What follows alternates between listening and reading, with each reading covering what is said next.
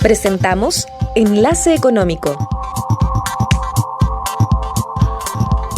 10 de la mañana con 32 minutos. Seguimos acá con ustedes en Enlace USACH y en este enlace económico de todos los días lunes. Entrando ahora en una temática que estuvo siendo comentada luego de la cadena nacional del presidente Gabriel Boric, esta figura del gabinete del crecimiento. De hecho, el ministro de Hacienda, Mario Marcel, en su momento explicó que esta instancia anunciada por el mandatario contará con la participación de los ministerios del área económica y tendrá como objetivo agilizar todos los procesos de inversión de proyectos que están para ser implementados durante el próximo año.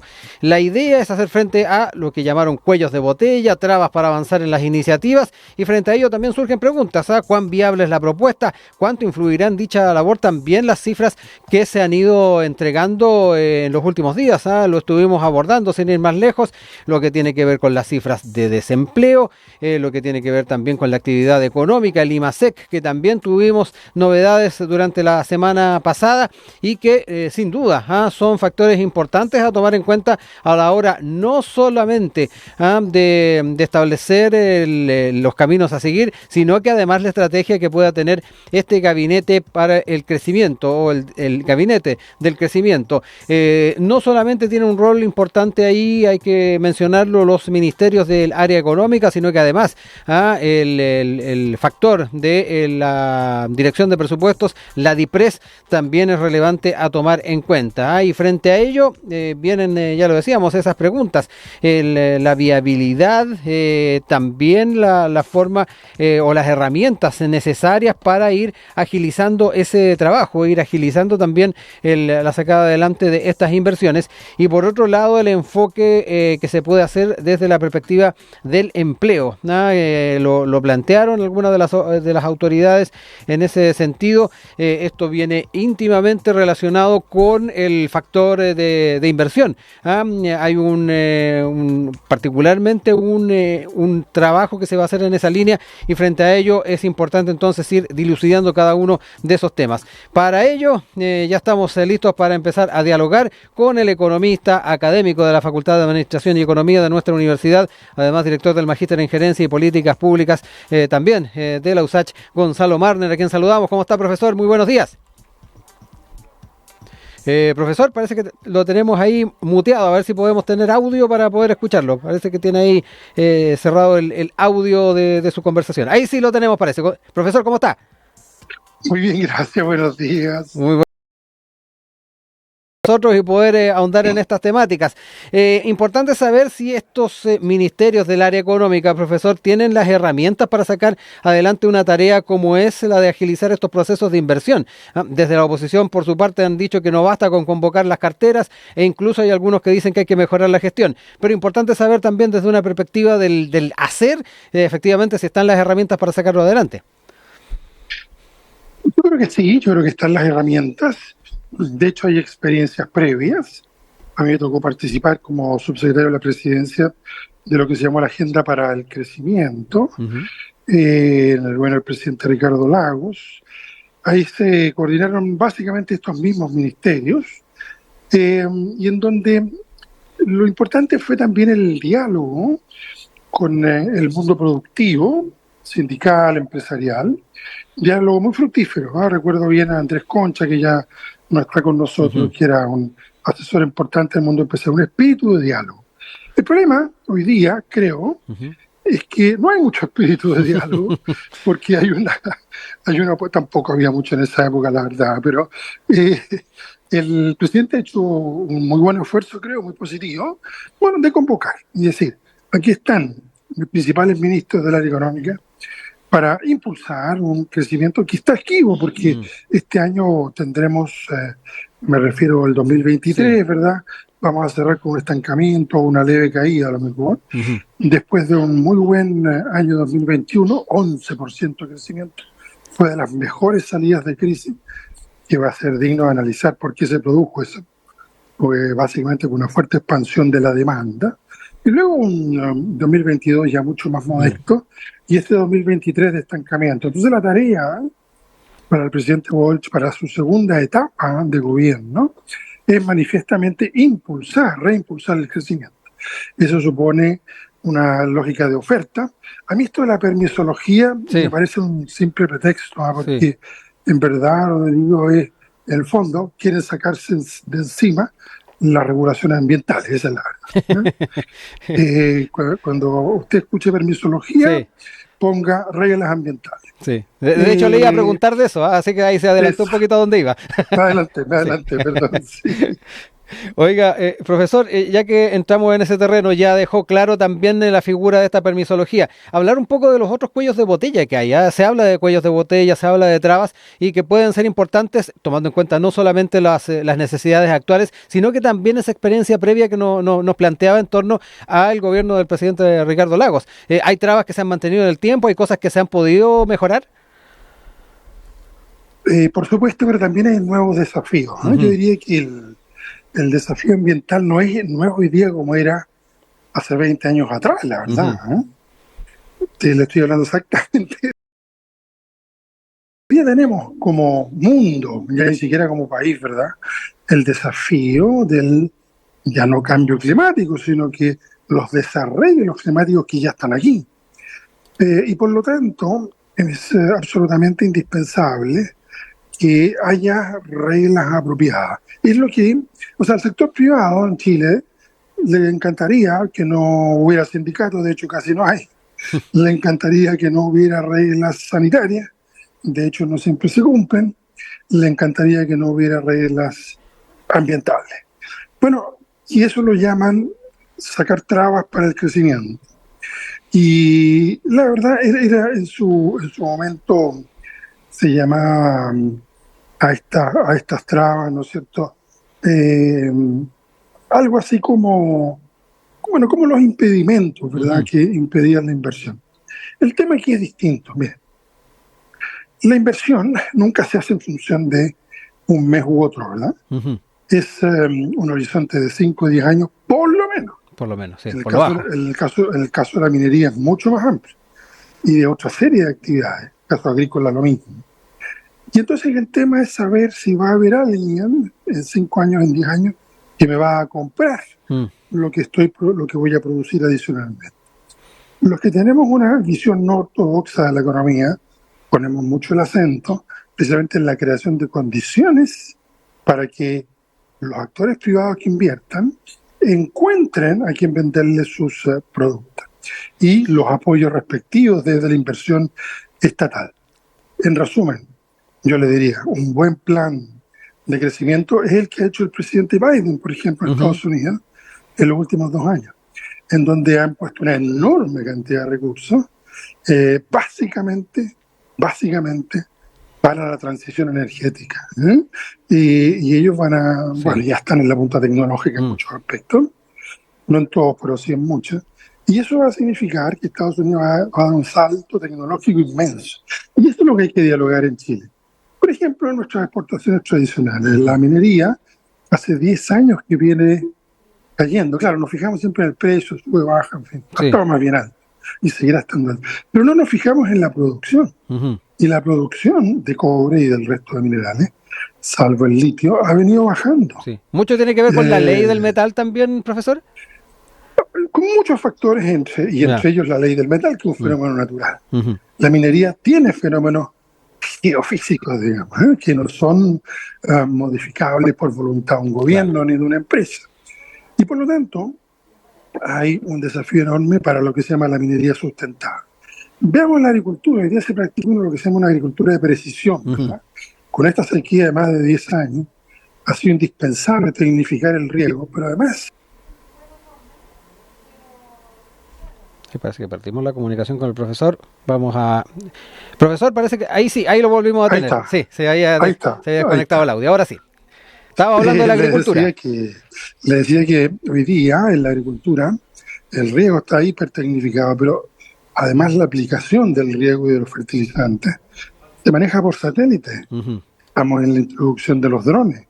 O sea, el salto tecnológico incluso en nuestras exportaciones más tradicionales. Le menciono la pesca, le menciono los cultivos de peces de todo tipo. Todo nuestro potencial, nuestro aprendizaje productivo es un aprendizaje que va a requerir un salto tecnológico enorme. Ujú. Nadie puede quedarse durmiendo en los laureles. De hecho, Chile tiene una economía exportadora bien potente, bien notable en muchos aspectos. Y eso tiene que ver con el muy buen trabajo empresarial, pero también, obviamente, con el Sí. mejoramiento de la calificación de los recursos humanos. Ha mejorado poco en los climas laborales, pero se avanza también en ese sentido. Y ha habido una también acción pública significativa, de modo tal que la apertura de mercados sistemática. Vea usted lo que significa, por ejemplo, las relaciones entre Chile y China, Sí. que son relaciones que hacen que más de la mitad de nuestras exportaciones vayan a China hoy día, y así sucesivamente. De modo tal que el presidente tiene toda la razón, hay una agenda muy amplia de temas para que los empresarios puedan invertir. Sí. Y eso no va a poder hacerse sobre la base de quitar regulaciones ambientales. ¿Sabe qué más? Estamos apurados, así que contando.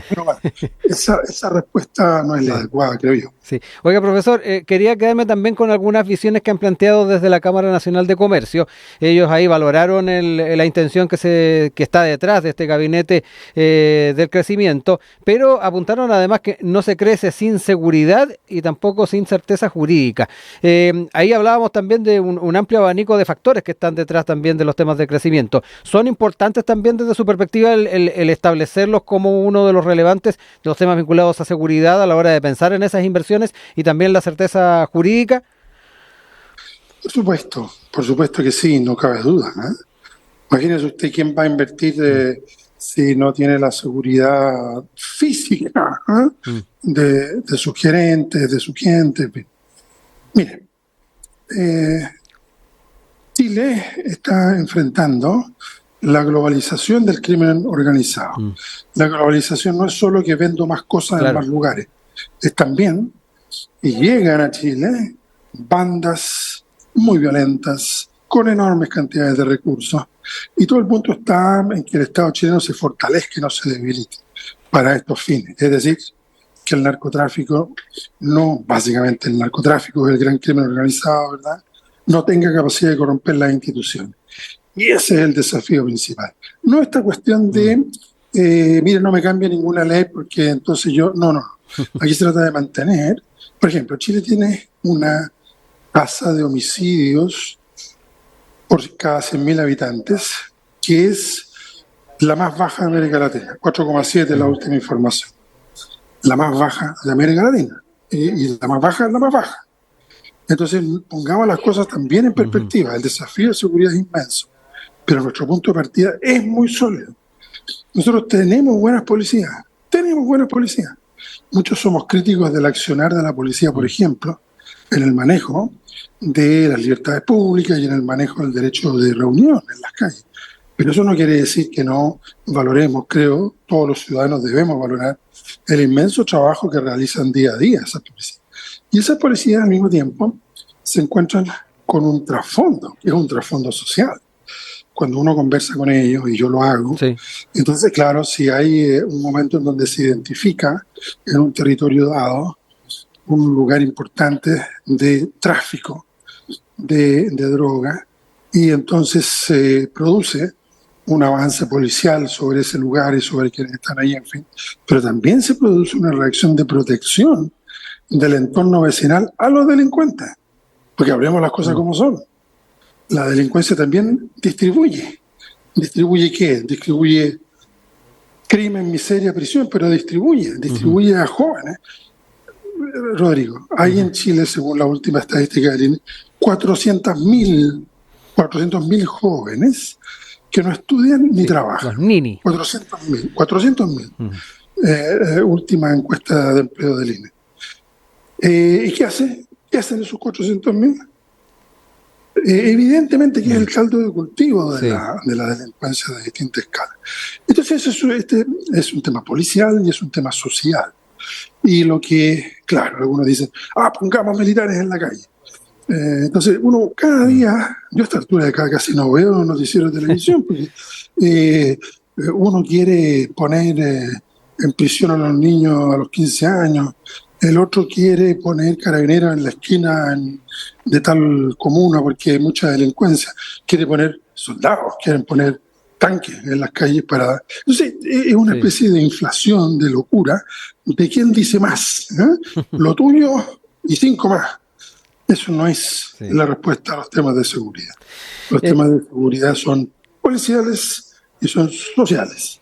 Y eso es lo que conforma una política coherente, que yo creo que más allá de lo que se pinta todos los días en los noticieros televisivos de las mañanas, es una situación que no solo está bajo control, sino que cualquier indicador comparativo nos señala que esta realidad no tiene nada que ver con ninguno de nuestros vecinos, con ninguno de ellos. Entonces, un inversor extranjero, ¿a dónde va a venir si necesita proveerse de tal o cual recurso mineral o tal o cual expansión en el mundo de la producción de alimentos y así sucesivamente?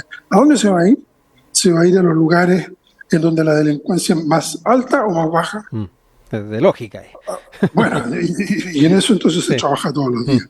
Por lo tanto, para mí no es un tema que, o sea, hablemos de economía, hablemos de inversiones, que ya de seguridad estamos hablando demasiado y están trabajando quienes tienen que hacerlo todos los días. No transformemos cualquier cosa en un problema de seguridad. Ese es mi punto de vista. Estamos conversando con el economista académico de la FAE, de nuestra universidad, y director además del Magíster en Gerencia y Políticas Públicas de la USACH, Gonzalo Marner. Para ir cerrando, profesor, me quiero quedar también con... En esta iniciativa, en esta estrategia, cuán importantes son las cifras que conocimos en los últimos días. Tuvimos datos del IMASEC, sin ir más lejos, esta cifra 0,3%. Por ahí el ministro Marcel decía que esta cifra nos deja muy cerca de evitar cifras rojas de crecimiento. Es buena señal y un buen incentivo para seguir adelante en este desafío para el gabinete de particularmente el crecimiento. Y por otro lado, este 8,9% de desempleo en el trimestre agosto-octubre, un tema que también va muy de la mano con el éxito que se pueda tener con estas inversiones para generar más empleo. Hablemos un poquito también en ese contexto. Bueno, hablemos de cifras. Yo me sorprendo. Chile es el único país del mundo en donde se sigue la coyuntura con un indicador mensual que se compara con 12 meses hacia atrás. 12 meses hacia atrás. El dato del mes puede ser excepcional. De hecho, lo es. Nada más que considerando cuántos días se trabajaron. Y el dato del mes de hace un año también puede ser excepcional. Entonces podemos llegar a unas conclusiones que a veces se llega muy absurdas. Por eso que lo que corresponde es tomar primero el dato desestacionalizado, es decir, corrigiendo los efectos estacionales que en Chile existen, en el invierno, en el verano, y luego donde se pueda tomar trimestres, porque ya eso es un pequeño promedio, un periodo un poco más largo. Cuento corto, el último dato mensual es de desestacionalizado de caída, no de aumento. Y si se toma el dato trimestral, se promedia, es de estancamiento. No es un aumento del 0,3, eso es un dato equívoco. Entonces lo que tenemos es que en los 10 primeros meses del año tenemos una caída de 0,3% del PIB. Por tanto, en los últimos 2 meses que faltan los datos, tendrían que pasar cosas muy extraordinarias para no quedar más o menos en el entorno del estancamiento o de una pequeña caída. Y a eso alude el ministro de Hacienda cuando dice muy probablemente no tendremos una caída. Yo creo que si hay una caída va a ser pequeñita, pero no va a haber crecimiento. Y por eso que estamos hablando de lo que estamos hablando. Y esto obviamente impacta en el empleo. Ahí uno se fija también en los datos desestacionalizados y observamos un pequeño aumento en el último tiempo. Y ese pequeño aumento es preocupante, porque si uno compara, por ejemplo, la tasa de desempleo justo antes del inicio de la pandemia, entonces uno constata que estamos más o menos 2 puntos arriba, lo cual es malo. Y si uno se va 10 años hacia atrás, estamos 4 puntos arriba. Entonces tenemos un problema de empleo, lo hemos conversado, Rodrigo, ¿verdad? Acá en tu programa varias veces. Tenemos un problema de empleo. El producto ha crecido desde la pandemia, como te mencionaba, sobre todo el 2021, que fue un año de enorme crecimiento, de recuperación, de impulso dinámico de la economía. luego se estancó, y entonces, claro, el empleo ha seguido más rezagado. Por otro lado, también uno dice, estamos produciendo más con menos gente. Eso se llama aumento de la productividad. Entonces, sí. Y tiene que ver con una serie de otros fenómenos. Pero el hecho es que nosotros necesitamos crear todavía, estamos creando más de 100.000 empleos al año, lo que es una muy buena cifra, más o menos un crecimiento de 2% del empleo. Y lo que pasa es que la fuerza de trabajo crece más, y esa fuerza de trabajo está constituida cada vez más por personas que vuelven de actividades o vuelven a actividades luego de haberlas abandonado durante la pandemia. Todavía no hemos dimensionado bien el impacto de la pandemia. Hay mucha gente que dejó sobre todo en el mundo del empleo por cuenta propia. Claro. El empleo por cuenta propia es el que está todavía muy, muy rezagado. Bueno, profesor, no me queda más que agradecerle por este análisis que estamos haciendo, no solamente de los datos de la contingencia, datos económicos, sino que además cómo dialogan, cómo conversan con la política pública y particularmente este gabinete del crecimiento. Que esté muy bien, profesor, tenga muy buena semana. Muchas gracias, igualmente. Chao, chao.